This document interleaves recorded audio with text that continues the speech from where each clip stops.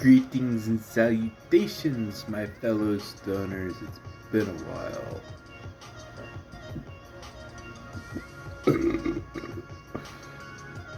Excuse me. Anyways, we're dealing with some legal issues, medical issues. Quite an interesting year thus far. I've had surgery. I've had psyche dolls out the ass. I've been through literal hell on earth since my time in Michigan at the grow operation, the startup grow operation. It has not been pleasant, but it has been insightful and somewhat meaningful given the parameters in which I see myself in at this point in time. But I digress. It is a transformative time for individuals such as us. And with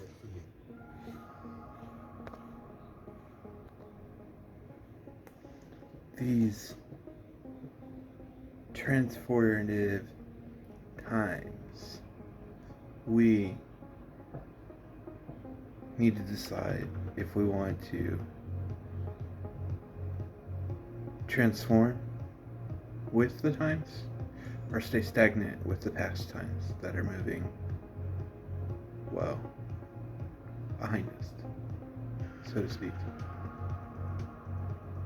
And to grow and to accept what is and what was is a tricky thing.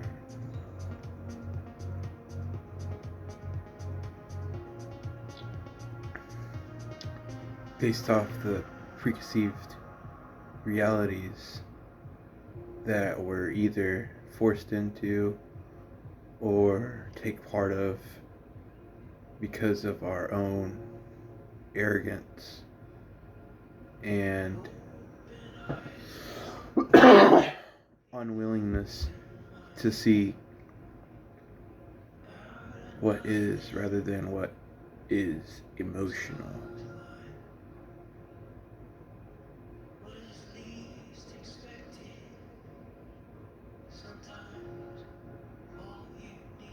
There's a famous quote that I'm thinking of. It goes, "You don't see reality as it is, you see reality as you are." Right? And from my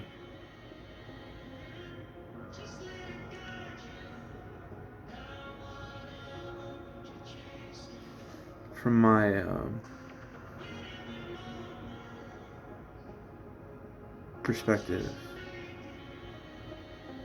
that means that our emotions are guiding more of our world perception than our logical thought processes would and should.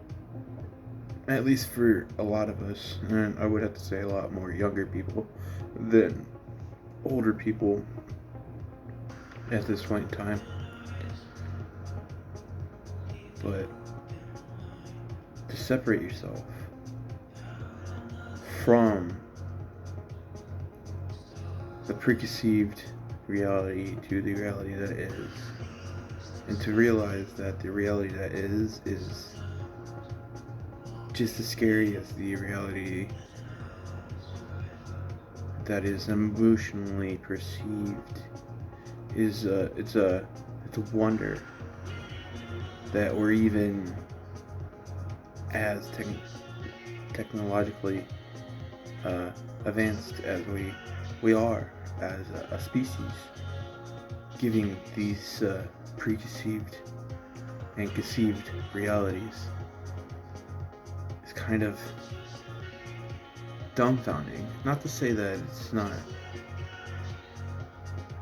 impossible to strive with, and not even to forget the fact of the matter. Like, if you're not dwelling within an emotional realm of existence, you're dwelling potentially within a normalized realm of existence, i.e., the current social situation that's going on at this point in time. We're seeing more and more people being upset, more and more people being put out of positions that would give them security within the capitalistic state.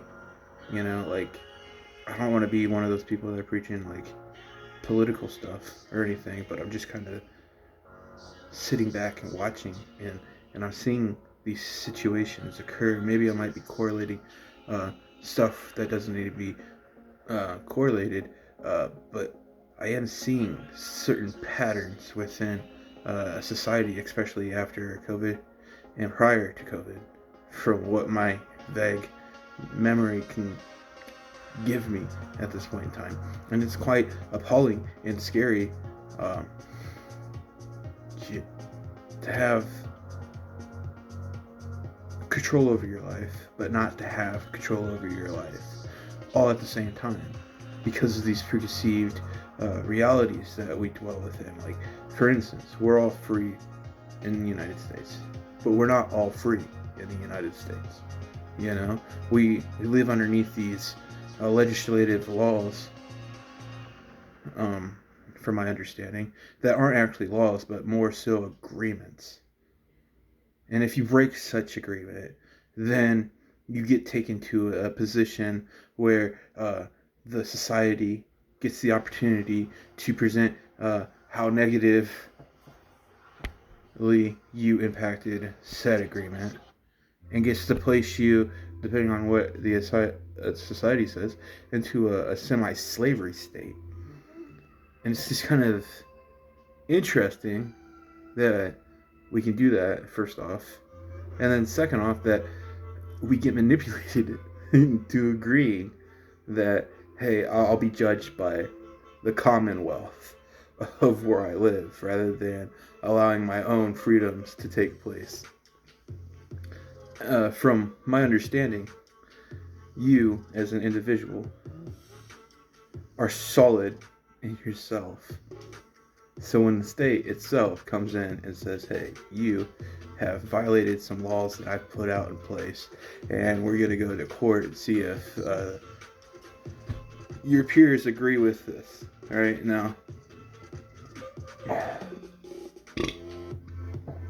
when your peers agree with this, is it really your peers that are agreeing with it, or is it the brainwashed, socially accepted peers that the courts have defined are okay?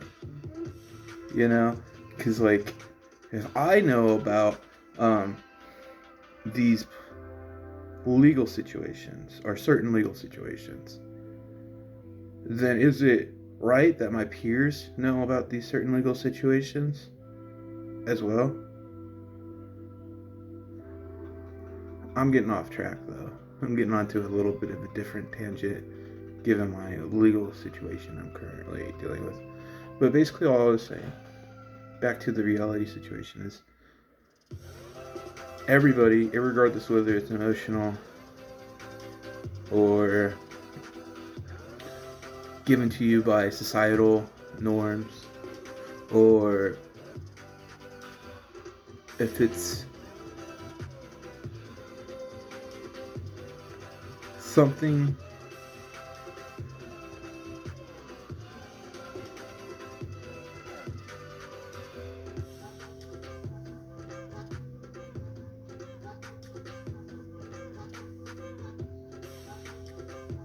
that is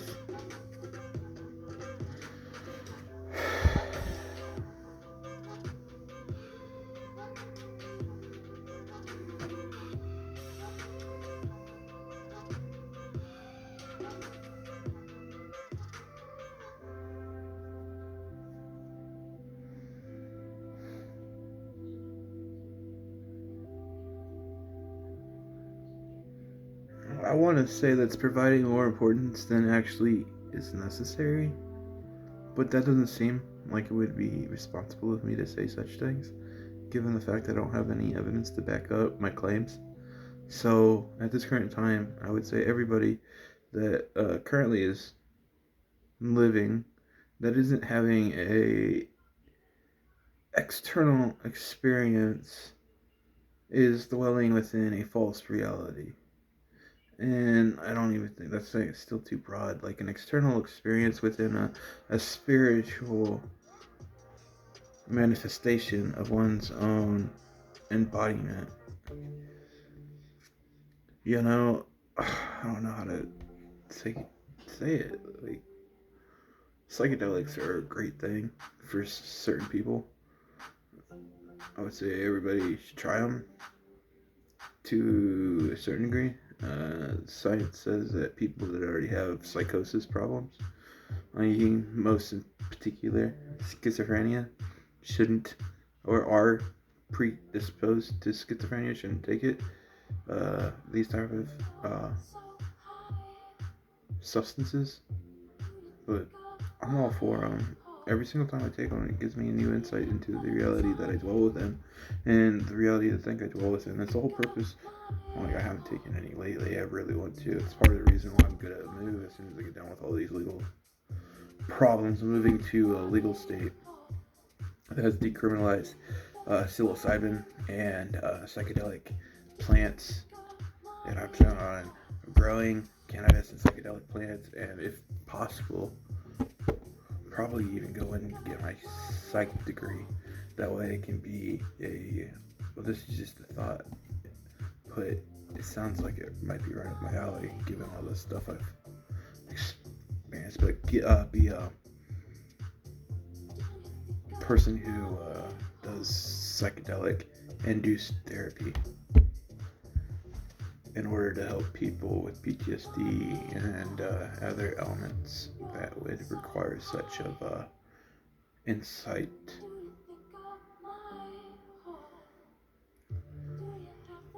I really think that's right up my alley. I'll think about it a little bit more. I gotta get over with this legal stuff, because this legal stuff, currently I'm in school right now. I'm going to school for a business administration and operations certificate, technical certificate, to be honest. And I am doing horrible. Like when I do my work, it is spot on. My teachers love it. Fantastic. But with all of this anxiety and depression that I'm facing, not to mention the medical ailments that I'm facing at this point in time, getting in gear, just fucking maneuvering myself to be motivated is like a fucking pain in the ass in itself. I don't even think it's plausible at this point in time. Like currently, I gotta clean this entire fucking bedroom. And I mean like clean, because we're putting a new floor down. I gotta fucking do a drywall and patch up all the holes and stuff like that and make this fucking room look like it's brand new. You know? My dad wants to fucking put new floor in. I want new floor in, and it needs to get done. And I need to fix the ductwork that's in here so the air conditioning works properly and the heating and cooling and stuff. So I gotta work on that. And that, I think, is gonna take a month if I have to do it myself, given the parameters I'm working under. Because everybody in this house has a different sleeping schedule. I have to be very particular on when I do loud work, essentially. And this entire thing's going to require me to do hammering and shit. So, until I can get that fucking door back up, I'm kind of SOL'd until then. But it shouldn't be that hard. I just need to make sure everything's perfect. I want to make sure that this gets done like the right way, for sure. But other than that, like, I don't know how I even stay motivated. A lot of days I just feel overwhelmed with problems. Here's another thing. Here's the kicker. So the legal system in its entirety is just one big manipulation on the individual, right? It's a business plan, and they just use people in order to get more bodies into the industrial prison complex, right? So this is currently what I'm fighting at this point in time. My lawyer, Robert Scrim, right? He is an ex-detective for the Marion County Drug and Gang Task Force, right? So it's kind of a double-edged sword. I tried bringing this up to his boss at one point in time that there's a conflict of interest, and his boss said he's a great lawyer. Listen to him or don't. It's at your own peril. I was like, okay, great. So it's like, all right. Which I don't hate Robert per se. I just think he has extreme bias towards the legal system, and he's playing more on towards the prosecutor's side rather than the defendant's side, which he's supposed to be on the defendant's side more so than the prosecutor's side. And I just really think there's a conflict of interest in that. But I'm currently trying to get the information so I can make a complaint. And guess what? The entire defense office that my tax dollars is assisting to pay for, is basically just ignoring my request. The only time they actually answer me or get any excitement is when I tell them I'm going to show up there and record them. And then they're like, no, no, no, no, no, no, no. Hey, you don't need to do that. You need to call these people or get a hold of this person. And then I ask them for the number of the people that I need to call. And then they don't answer my texts or my fucking emails or anything like that. Alright? So what am I left to do? Go to the fucking place and be like, hey, motherfuckers, I need that fucking phone number so I can call in on you guys. Like, first off, obviously they're hiding something if they're not giving me the number willingly. They have something to hide. It's a matter of if I'm capable of proving it and articulating it properly at this point in time. And that's all that matters. If I can articulate what I have seen and what has been done to me to the proper authorities and continue to be persistent with that, and that's the only way it's going to happen, because there's so much fucking red tape in order to fucking get shit done. So, it is what it is. One last thing before I leave. One of the things I found the funniest. One time I saw the boss man of the defense attorneys walking into the office. I was there to sign some paperwork for Eric, but he didn't have that paperwork filled out all the way, which was a kind of like, what the fuck? You guys are a legal office. What kind of BS are you pulling here? You know? Anyways, he apologized to me shortly after that, but I saw his boss. Like, as soon as he was about to walk in the door, I made eye contact with this guy, right? He fucking looked up from his cell phone, turned around, and headed right back towards the elevators. After I got done signing the paperwork, I tried to fucking find him because I wanted to talk to him about some stuff, but he was nowhere to be found. He, like, bam, disappeared like a little a mouse of sorts, you know what I mean? Like, scurried away. It was kind of funny and kind of sad, you know? Like, this is what my tax dollars are paid for, and I'm in a legal jam, and this guy can't even assist me when he's supposed to be assisting me. It was like, what's up with this? You know? What is up with this? But it is what it is. The legal system. Innocent until proven guilty. And that's false. Guilty until proven innocent. That's more like it. They will do anything and everything in their power to make you look like the guilty party, irregardless of the facts at hand. Here's another thing. They didn't take any more evidence than was necessary to prove guilt on my behalf. And I've even informed my lawyers to find more video evidence because there was a conflict between what I allegedly said and what was actually said to the investigator, Eric. And it just kind of like, why aren't they kind of looking into that if there was a conflict of what was said and what wasn't said? Especially if I'm telling them to look into it. It kind of makes it think like, maybe, just maybe, this like legal system isn't as just as it puts out the image to be. Maybe, you know? We'll find out.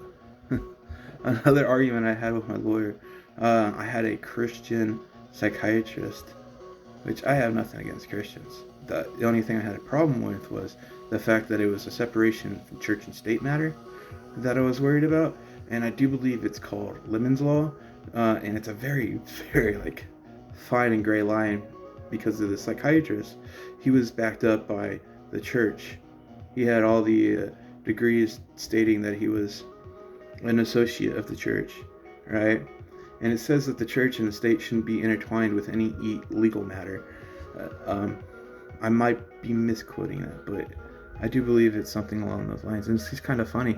I brought it up to my lawyer. He talked to me on the phone about it, but nothing else after that. And then I found out that the 25th Amendment here in the state of Indiana basically says you don't have to comply with any authority as long as it's not underneath the Constitution, right?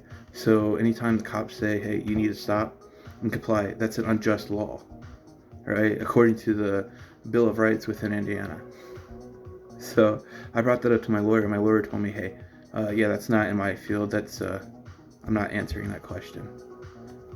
What the hell? What's up with this? I'm finding all this information. I'm presenting it to you. And you're saying, hey, this isn't even in my fucking wheelhouse to fucking mess with. It just kind of seems like it's extreme conflict of interest. It doesn't seem like you're looking out for my rights at all. Or even my independence as an individual. It just seems like you're trying to make a quick buck. And it seems like, I'm so glad I'm not paying him. Like, if I had a job right now, I would have to pay this guy money. I am so glad I don't have a job right now because of that. But it's just fucked up, dude. I need to find a number for the fucking people I need to call so I can inform the right authorities on this mishappening within the legal system. It's not right. It's not just. You know, it's kind of fucked up. But I'm going to end it there. I hope everybody has a great day. And remember, love is the way. No other way, man. Peace out. I love you, stoners. Take care.